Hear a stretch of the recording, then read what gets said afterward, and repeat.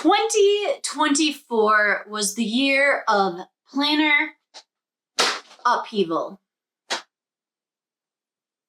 I probably shouldn't have done that. It's wrong. Welcome to Runs on Espresso, where we combine planning and creativity to cross things off our to-do list. In this video, we are going to look at which planners made it through 2024 and which ones were cut. My planner stack has changed a little bit over the year, and that is okay.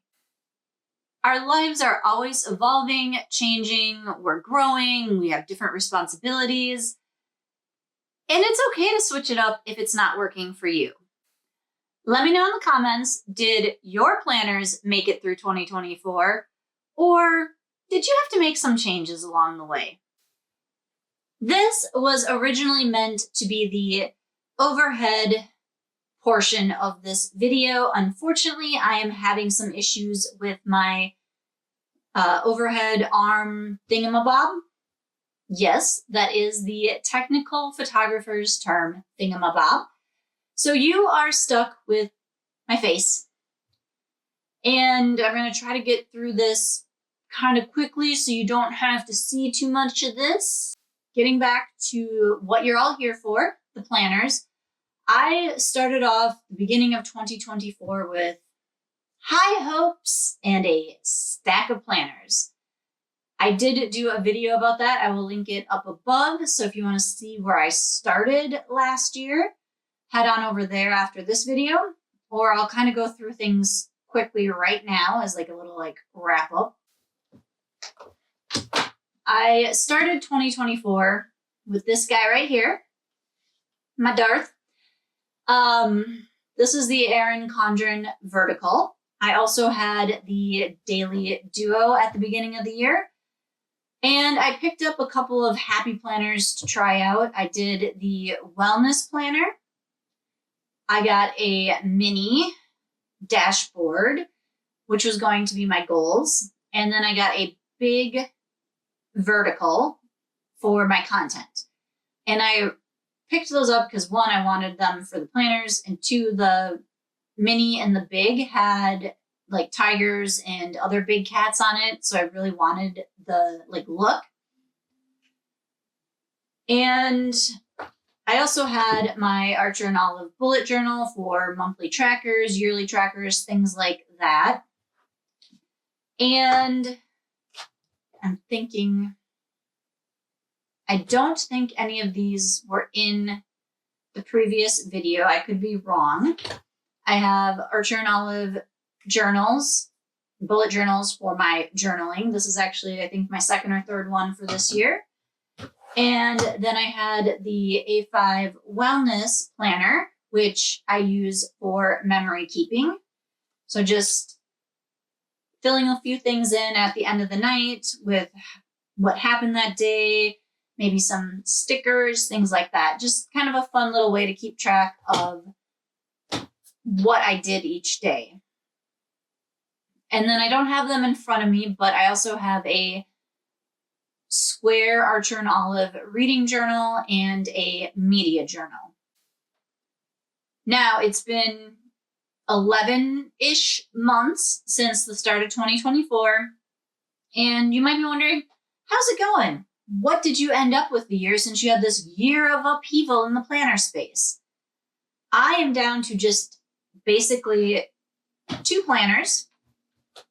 Of course, my Erin Condren Weekly, which is my weekly overview. So all appointments, events, things that I want to remember to do or whatever go in here. And then I switched from my Daily Duo to the bullet journal. And part of the reason I went to the bullet journal was the Daily Duo was almost too much space because you had the time and then the checklist. And I was really only using the checklist in the Daily Duo. And then because some of my tasks I don't always assign dates to, I was constantly flipping back and forth in my daily to try and figure out what I needed to do that day, or I was migrating tasks. So I went to a bullet journal. And this would be the part of the video where an overhead shot would be really nice, because this is kind of what the setup I've been doing looks like. Varied a little bit from month to month, but mainly I have a weekly task list here, which is where all of those tasks that don't have an assigned day or anything go, and then filling in each day with either tasks I know that go on that day. Like, let's say I know Wednesday is a payday. I'll put on there that that day I'm doing my bills and my budget. Wednesday is trash day, so I put that on there. And then what I do is I look at my schedule and I go, all right, I'm working from home on Wednesday and Friday. Wednesday is going to be my clean the kitchen day. Friday is going to be clean the bathroom, do the laundry. And I put those on the days. For the fitness planner, the wellness planner from Happy Planner, I tried that a few different times over the year. I just could not get into the habit of it. I've also moved some of that into my bullet journal. I don't need a full, like, notebook, journal, planner, whatever for my workouts, because this is basically what I've been using it for. So I just track like what I do each day, whether it's weights, cardio, whatever, track my mileage. And then I keep track of my shoes, like what shoes I was wearing for the run. So I know when I get about to 400, it's time to put those shoes aside. For the Happy Planner Mini and Big, I don't know why I always do that whenever I say big vertical, I tried using them several different ways this year because how I had it in my head didn't work out on paper. So I was going to use the mini dashboard for goals. I was struggling with that. So then I tried content in there, struggled with that as well. Same with the big, I was struggling with the content. I tried the goals in there. I even tried a couple of weeks not doing my weekly in here and doing that in the big. And I didn't like it. I tried it, not for me. I have put some of my goals in content in here. I can't show you the content stuff, but let me flip and find.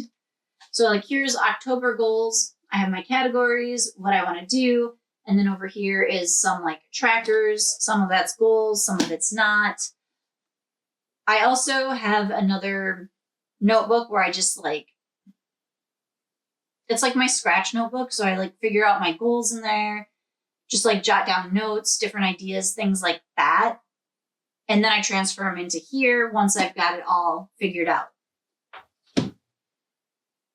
I'm still using this is really hard and not having the overhead.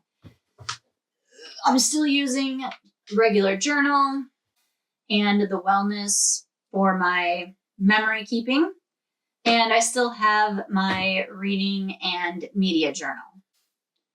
I did try to experiment and use each of the planners like different ways to try and figure out how I could use them, but it just wasn't working out. So once I had tried it enough times, I said, you know what? I tried it. I gave it its fair shake.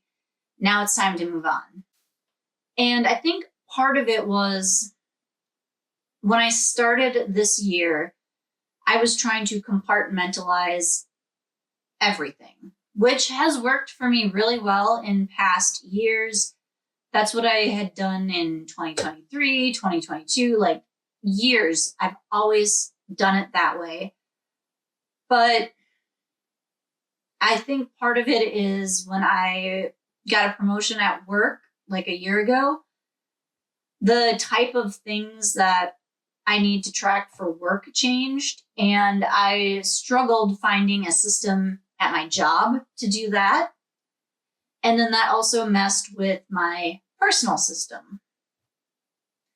And because I do need to kind of keep track of things that I'm doing at work for home as well, to know like